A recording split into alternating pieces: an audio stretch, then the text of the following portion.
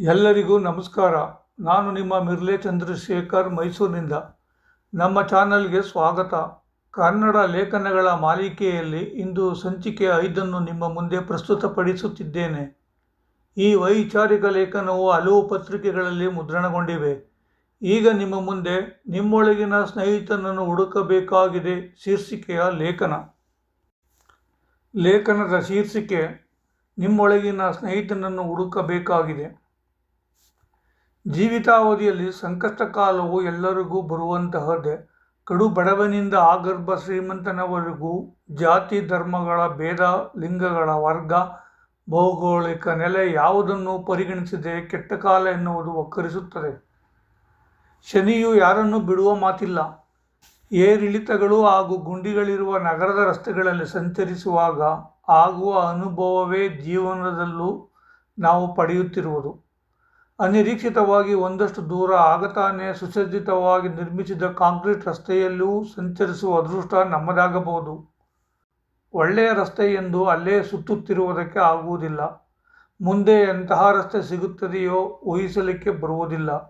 ಸಿಕ್ಕ ದಾರಿಯಲ್ಲೇ ಎಚ್ಚರಿಕೆಯಿಂದ ಪ್ರಯಾಣಿಸಲೇಬೇಕಿರುವುದು ಮಾನವ ಜನ್ಮಕ್ಕೆ ಮಾತ್ರವಲ್ಲ, ಸಕಲ ಜೀವಿಗಳದ್ದು ಕೂಡ.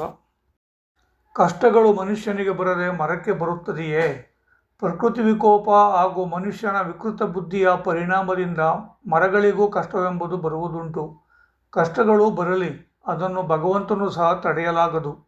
ಆದರೆ ಸಾಮೂಹಿಕವಾಗಿ ಕೊರೋನಾದಂಥ ಸಾಂಕ್ರಾಮಿಕ ರೋಗಗಳು ಏಕಕಾಲದಲ್ಲಿ ವಿಶ್ವವನ್ನೇ ಆವರಿಸಿಕೊಂಡರೆ ಸಹಿಸುವುದು ಹೇಗೆ? ಒಲೆ ಒತ್ತಿ ಉರಿದೊಡೆ ನಿಲ್ಲಬಹುದು, ದರೆ ಒತ್ತಿ ಉರಿದೊಡೆ ನಿಲ್ಲಬಹುದೇ? ಇತ್ತೀಚಿನ ಅಭಿವೃದ್ಧಿ ಎಂಬ ಆಧುನಿಕ ಪರ್ವದ ತಂತ್ರಜ್ಞಾನದ ಮೇಲೆಯೇ ಎಲ್ಲವೂ ನಡೆಯುತ್ತಿರುವ ಪ್ರಸ್ತುತ ಕಾಲಘಟ್ಟದಲ್ಲಿ ಏಕಾಂಗಿತನವು ಅನಿವಾರ್ಯವಾಗಿದೆ.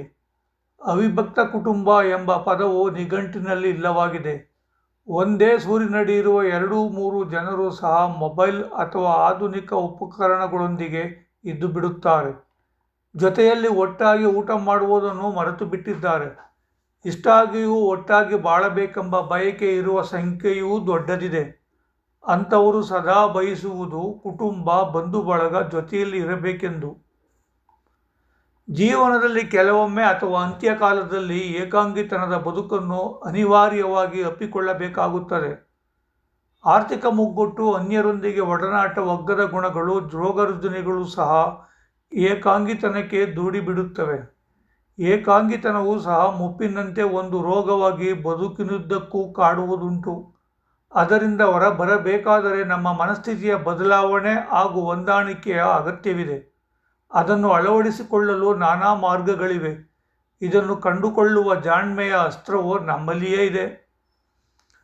ನಿತ್ಯವೂ ಮುಂಜಾನೆ ಹಾಗೂ ಸಂಜೆ ನಾನು ವಾಯುವಿಹಾರಕ್ಕೆ ಸಮೀಪದ ಪಾರ್ಕಿಗೆ ಹೋಗುವ ಹವ್ಯಾಸ ಇರಿಸಿಕೊಂಡಿದ್ದೇನೆ. ನನ್ನದು ಕೂಡ ಜನರೊಂದಿಗೆ ಬೆರೆಯುವ ಜೀವವಲ್ಲವೇ? ಅಲ್ಲಿ ವಾಯುವಿಹಾರಿಗಳ ಒಂದು ಗುಂಪೇ ಇದೆ. ಎಲ್ಲರೂ ವಿಶ್ರಾಂತ ಬದುಕು ನಡೆಸುತ್ತಿದ್ದು ದುಡಿಮೆಯನ್ನು ಮರೆತ ಜೀವಗಳು. ಹಾಗೂ ದುಡಿಮೆಗೆ ಸಹಕರಿಸಲು ದೇಹದಲ್ಲಿ ಶಕ್ತಿ ಸಾಮರ್ಥ್ಯ ಯಾರಿಗೂ ಇಲ್ಲ. ಮುಪ್ಪಿನ ಕಾರಣ ವಯೋಸಹಜ ಕಾಯಿಲೆಗಳು ಎಲ್ಲರಿಗೂ ಇವೆ. 3 ಹೊತ್ತು ನುಂಗುವ ಮುಷ್ಟಿ ಗುಳಿಗೆಗಳು ಊಟದ ಜೊತೆಗಿನ ಪಲ್ಯವಾಗಿವೆ. ನಾನು ಇದೀಗ ಹಿರಿಯ ನಾಗರಿಕ ಪಟ್ಟವನ್ನು ಪಡೆದಿದ್ದೇನೆ. ಹಾಗಾಗಿ ಗುಂಪಿನಲ್ಲಿರುವ ಗೆಳೆಯರೆಲ್ಲ ವಯಸ್ಸು 60 ದಾಟಿದವರೇ ಆಗಿದ್ದಾರೆ. ಕೆಲವರು 90ರ ಗಡಿಯನ್ನು ಮೀರಿದವರು. ವಯಸ್ಸಿನ ಹೋಲಿಕೆಯಲ್ಲಿ ಗುಂಪಿಗೆ ಅತ್ಯಂತ ಕಿರಿಯ ನಾನೇ. ಸೀನಿಯರ್ ಸಿಟಿಜನ್ಸ್ಗಳೇ ಹೆಚ್ಚು ಇರುವ ಗುಂಪು ನಮ್ಮದು. ನಿತ್ಯ ಸಂಜೆ 6ರಿಂದ 8 ಗಂಟೆಯವರೆಗೆ ರೌಂಡ್ ಟೇಬಲ್ ಕಾನ್ಫರೆನ್ಸ್ ನಡೆಯುತ್ತದೆ.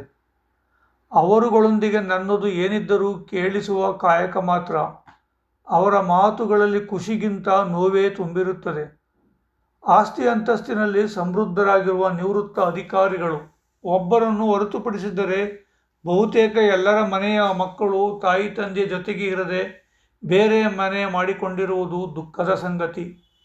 ಯಾರಲ್ಲಿ ತಪ್ಪು ಒಪ್ಪುಗಳಿವೆಯೋ ಬೇಕಿಲ್ಲ ಬಿಡಿ, ಅವರ ಮೂಗಿನ ನೇರಕ್ಕೆ ಅವರವರದ್ದು ಸರಿ ಇರಲಿ. ಕಾಲದ ಲೆಕ್ಕ ಏರಿಕೆಯಾಗಿ ಜೀವಿತಾವಧಿ ಸಮೀಪಿಸುತ್ತಿದ್ದಂತೆ ವಯಸ್ಸಾದವರು ಮಕ್ಕಳಂತೆ ಆಡುವುದು ಜೈವಿಕ ನಿಯಮ.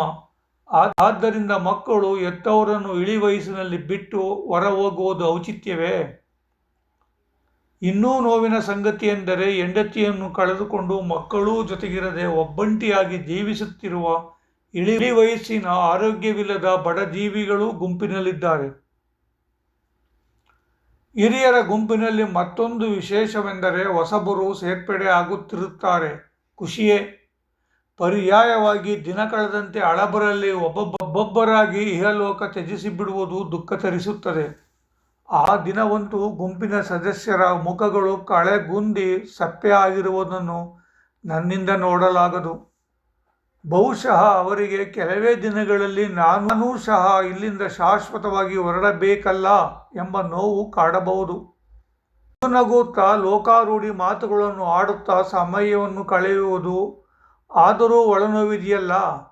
ಕೆಲವು ಸಲ ವೇಸ್ಟ್ ಬಾಡಿ ನಮ್ಮದು. ಭೂಮಿಗೆ ಭಾರವಾಗಿರುವ ನಮ್ಮನ್ನು ಭಗವಂತ ಇನ್ನೂ ಯಾಕೆ ಉಳಿಸಿಕೊಂಡಿದ್ದಾನೆ ಎಂದು ಹೇಳುವಾಗ ಅವರಿಗಿಂತ ಹೆಚ್ಚು ನೋವು ನನಗಾಗುತ್ತದೆ. ಏಕಾಂಗಿಯ ಬದುಕು ನಡೆಸುವುದು, ಅದರಲ್ಲೂ ಇಳಿ ವಯಸ್ಸಿನಲ್ಲಿ ಘನಘೋರವಾಗಿರುತ್ತದೆ ಎಂಬ ಅರಿವನ್ನು ನನಗೆ ಇವರೆಲ್ಲರೂ ಮೂಡಿಸಿಬಿಟ್ಟಿದ್ದಾರೆ. ಆದರೆ ಒಂಟಿತನದ ಬದುಕು ಆಗದ ರೀತಿ ಬಳಗದೊಟ್ಟಿಗೆ ಸಂಬಂಧಗಳು ಇರುವಾಗ ಚಿಂತಿಸದೆ ವ್ಯವಸ್ಥಿತವಾಗಿ ಜೀವಿಸುತ್ತಿರುವುದರಿಂದ ಆ ಘೋರತೆ ನನಗಾಗದು ಎಂಬ ಗ್ಯಾರಂಟಿ ನನಗಿದೆ. ಕಾಲದಲ್ಲಿ ಯಾರೂ ನಮ್ಮ ಬಳಿ ಇರುವುದಿಲ್ಲ. ಹಣವಿಲ್ಲದೆ ಇದ್ದಾಗ ಬರದವರು ಹೆಣವಾದಾಗ ಬರುವುದುಂಟೆ. ಏಕಾಂಗಿತನವನ್ನು ಅಭ್ಯಾಸ ಮಾಡಿಕೊಳ್ಳುವುದು ಇಂದಿನ ಜೀವನ ಶೈಲಿಗೆ ಅವಶ್ಯಕ. ಭವ್ಯ ಬಂಗಲೆಗಳಲ್ಲಿ ಮನೆ ತುಂಬ ಜನರೆಲ್ಲಿ ಇರುತ್ತಾರೆ? 1, 2, 3, ಅದಕ್ಕಿಂತ ಮೇಲೆ ಇದ್ದರೆ ಮತ್ತೊಂದು. ಕೆಲವೊಂದು ಮನೆಗಳು ದಿಕ್ಕು ದಿಸೆ ಇಲ್ಲದೆ ಪಾಳು ಬಿದ್ದಿವೆ. ವಿವರಣೆಗಳ ಹೊರತಾಗಿಯೂ ದಿನದಿಂದ ದಿನಕ್ಕೆ ಒಂಟಿತನವೇ ಬಲಗೊಳ್ಳುತ್ತಿದೆ. ಮನುಷ್ಯ ಮೊದಲೇ ಸಂಘಜೀವಿ. ದೀರ್ಘ ಸಮಯ ಸಮೀಪದಲ್ಲಿ ಯಾರೂ ಇಲ್ಲವೆಂದರೆ ನಿಮಿಷವೂ ಯುಗದಂತೆ ಭಾಸವಾಗುವುದು. ಗೋಡೆಗೆ ನೇತು ಹಾಕಿದ ಗಡಿಯಾರ ಎಂದಿನಂತೆ ಅದೇ ವೇಗದಲ್ಲಿ ಚಲಿಸುತ್ತಿದ್ದರೂ ಏಕಾಂಗಿಗೆ ಸಮಯವೇ ಹೋಗುವುದಿಲ್ಲ. ಈ ರೀತಿಯ ಅನುಭವ ಆಗುತ್ತದೆ ಎಂದರೆ ಅವನು ಸುಖವಾಗಿಲ್ಲ ಎನ್ನಬಹುದು. ಸಂತೋಷವಾಗಿದ್ದವನಿಗೆ ಯುಗವೂ ನಿಮಿಷದಂತೆ ಕಳೆದು ಹೋಗುತ್ತದೆ. ಕಷ್ಟಗಳಲ್ಲೇ ಸದಾ ಇರುವುದೆಂದರೆ ಜೀವನವೇ ಬೇಡ ಎನಿಸುವುದಿಲ್ಲವೇ? ಹಾಗಾದರೆ ಹೊರಬರುವುದು ಹೇಗೆ? ಅಲ್ಲಿ ಇಲ್ಲಿ ಹುಡುಕುವ ಅವಶ್ಯಕತೆ ಇಲ್ಲ. ನಮ್ಮೊಳಗಿರುವ ಮನಸ್ಸಿಗಿಂತ ಬೇರೆ ಮಾರ್ಗ ಏಕೆ ಬೇಕು? ಹುಡುಕಿದರೆ ಎಲ್ಲದಕ್ಕೂ ಮದ್ದು ಸಿಗುವುದು. ಬದುಕು ನೆಮ್ಮದಿಯ ಸಾರ್ಥಕತೆಯನ್ನು ಪಡೆಯಲು ಗೆಳೆಯರು ಹಾಗೂ ಬಂಧು ಬಳಗವೂ ಬೇಕು. ಇಲ್ಲಿಯೂ ತಿಳಿಯಬೇಕಾದ ಮರ್ಮ ಹೊಂದಿದೆ. ಎಂದಿಗೂ ಅವರಿಂದ ಪೂರ್ಣ ಖುಷಿಯನ್ನು ಪಡೆಯಲು ಸಾಧ್ಯವಿಲ್ಲ. ನೆಮ್ಮದಿಗಿಂತ ನೋವೇ ಹೆಚ್ಚಿರುತ್ತದೆ. ಇಲ್ಲಿ ನಿಮಗೊಂದು ಕನಕದಾಸರ ವಚನವೊಂದನ್ನು ನೆನಪಿಸುತ್ತೇನೆ. ಹಿಂದೆ ನನ್ನ ಬೈದವರೆಲ್ಲ ಚೆನ್ನಾಗಿರಲಿ, ಮುಂದೆ ನನ್ನ ಬೈಯುವವರೆಲ್ಲ ಅಂದಣ ಏರಲಿ. ಏನೂ ಒಲ್ಲೆ ಅರಿಯೇ ನಿನ್ನ ಸ್ತುತಿಸಿ ಕೇಳುವುದು ಜ್ಞಾನಭಕ್ತಿ ಕೊಡು ನನಗೆ, ಅದುವೇ ದೊಡ್ಡದು. ದಾಸರ ವಚನಗಳಲ್ಲಿ ಜೀವನದ ಒಳಾರ್ಥಗಳು ಗಟ್ಟಿಯಾಗಿ ಹಾಗೂ ಮನಮುಟ್ಟುವ ಹಾಗೆ ಇರುತ್ತವೆ. ಹಿಂದೆ ಮುಂದೆ ಬೈಯುವರು, ಆಡಿ ಹೊಗಳುವರು ಯಾರು? ಅಧಿಕಾರ ಅಂತಸ್ತು ಇರುವಾಗ ಹಿಂದೆ ತೆಗಳಿದರೂ ಮುಂದೆ ಹೊಗಳಿ ಹೊಗಳಿ ಅಟ್ಟಕ್ಕೆ ಏರಿಸುತ್ತಾರೆ. ಅದೇ ಏನೂ ಇಲ್ಲವಾದಾಗ ಹೀಯಾಳಿಸಿ ಬೈಯುವುದು ನಡೆದಿರುತ್ತದೆ. ಇದು ಸಹಜ ಕೂಡ. ಅವರೆಲ್ಲರೂ ಯಾರು? ನಮ್ಮ ಸ್ನೇಹಿತರು, ಬಂಧು ಬಳಗವೇ ಆಗಿರುತ್ತಾರೆ. ವೈರಿಗಳನ್ನು ನಂಬಿದರೂ ಮಿತ್ರರನ್ನು ನಂಬುವುದು ಕಷ್ಟ. ನಮ್ಮ ಒಳ ಹೊರಗು ಬಲ್ಲವನಾಗಿರುವುದರಿಂದ ಯಾವಾಗ ಬತ್ತಿ ಇಡುತ್ತಾನೋ ತಿಳಿಯದು. ಈ ವಾಕ್ಯವನ್ನು ಓದಿದ ಗೆಳೆಯರೇ, ಕೋಪಿಸಿಕೊಳ್ಳಬೇಡಿ. ನಿಮ್ಮಂತೆ ಸ್ನೇಹಿತರು ಇದ್ದಾರೆ. ಅವರೆಷ್ಟು ಮಂದಿ ನನ್ನೊಂದಿಗೆ ಇದ್ದಾರೆ ಎನ್ನುವುದೇ ಸದಾ ಕಾಡುವ ಪ್ರಶ್ನೆ. ನಿಮಗೆ ನೀವೇ ಈ ಪ್ರಶ್ನೆಯನ್ನು ಹಾಕಿಕೊಂಡು ನೋಡಿ. ಒಳ್ಳೆಯವರ ಗುಂಪಿಗೆ ಯಾರನ್ನು ಸೇರಿಸಿಕೊಳ್ಳುವುದು ಎಂಬ ತಿಕ್ಕಾಟಕ್ಕೆ ಮನಸ್ಸು ಒಳಗಾಗುವುದರಲ್ಲಿ ಸಂಶಯವೇ ಇಲ್ಲ. ಈಗ ಒಂಟಿತನವನ್ನು ಒಪ್ಪಿಕೊಳ್ಳುವುದು ಅನಿವಾರ್ಯವಾಗಿದೆ. ಹೆಚ್ಚು ಕಾಲ ಒಂಟಿಯಾಗಿಯೇ ಇದ್ದರೆ ತಲೆಯೊಳಗೆ ಇಲ್ಲಸಲ್ಲದ ಯೋಚನೆಗಳು ಹುಟ್ಟಿಕೊಳ್ಳಲು ಪ್ರಾರಂಭವಾಗುತ್ತವೆ. ಚಿಂತೆಗಳು, ಯೋಚನೆಗಳು ಬರದಂತೆ ಬಾಹ್ಯವಾಗಿ ಕೆಲವೊಂದು ಚಟುವಟಿಕೆಗಳಲ್ಲಿ ನಮ್ಮನ್ನು ತೊಡಗಿಸಿಕೊಳ್ಳಬೇಕು. ಒಂಟಿತನದ ಭಾವನೆಗಳು ವೈಯಕ್ತಿಕ. ಪ್ರತಿಯೊಬ್ಬರ ಭಾವನೆಗಳು ವಿಭಿನ್ನವಾಗಿರುತ್ತವೆ. ಒಂದು ಸ್ವಯಂ ಸೇವಾ ಸಂಘದ ಸದಸ್ಯರಾಗುವುದು, ಗೆಳೆಯರೊಟ್ಟಿಗೆ ಸೇರಿ ಕಷ್ಟ ಸುಖಗಳನ್ನು ಹಂಚಿಕೊಳ್ಳುವುದು, ಧ್ಯಾನ ಮಾಡುವುದು, ಭಜನೆ ಅಥವಾ ಸಂಗೀತವನ್ನು ಆಲಿಸುವುದು, ಪ್ರವಾಸಕ್ಕೆ ಹೋಗುವುದು, ಪುಸ್ತಕಗಳನ್ನು ಓದುವುದು, ಗಳಿಸಿದ ಅನುಭವವನ್ನು ಬರವಣಿಗೆ ಮೂಲಕ ಯುವ ಪೀಳಿಗೆಗೆ ಮಾರ್ಗದರ್ಶನ ಮಾಡುವುದು, ಹೀಗೆ ಸಾಮಾಜಿಕ ಕಾರ್ಯಗಳಲ್ಲಿ ತೊಡಗಿಸಿಕೊಂಡು ಮನಸ್ಸು ದೇಹವನ್ನು ವಿಶ್ರಾಂತಿಗೆ ಬಿಟ್ಟು ಚಿಂತಿಸುವುದನ್ನು ತಡೆಯುವುದರಿಂದ ಒಂಟಿತನದಲ್ಲೂ ಸುಖದ ಬದುಕು ನಡೆಸಬಹುದು. ನಮ್ಮೊಳಗೆ ಅಡಗಿರುವ ನಮ್ಮ ಗೆಳೆಯನನ್ನು ಬರಮಾಡಿಕೊಂಡು ಅವನೊಟ್ಟಿಗೆ ಜೀವಿಸಿದರೆ ಎಂತಹುದೇ ಕಷ್ಟಗಳು ಇದ್ದಾಗ್ಯೂ ಅದರಿಂದ ಸುಲಭವಾಗಿ ಹೊರಬರಲಿಕ್ಕೆ ಸಾಧ್ಯವಿದೆ. ಇದೊಂದು ರೀತಿಯ ಕೈಲಾಗದವನ ಆಧ್ಯಾತ್ಮದ ದಾರಿ ಎಂದುಕೊಳ್ಳದಿರಿ. ಒಮ್ಮೆ ನಿಮ್ಮೊಳಗಿನ ಸ್ನೇಹಿತನೊಂದಿಗೆ ವ್ಯವಹರಿಸಿ ನೋಡಿ. ಮನಸ್ಸು ಪ್ರಫುಲ್ಲಗೊಂಡು ಆ ಸಮಯಕ್ಕಾದರೂ ಬದುಕು ನಿರಾಳವಾಗುವುದು.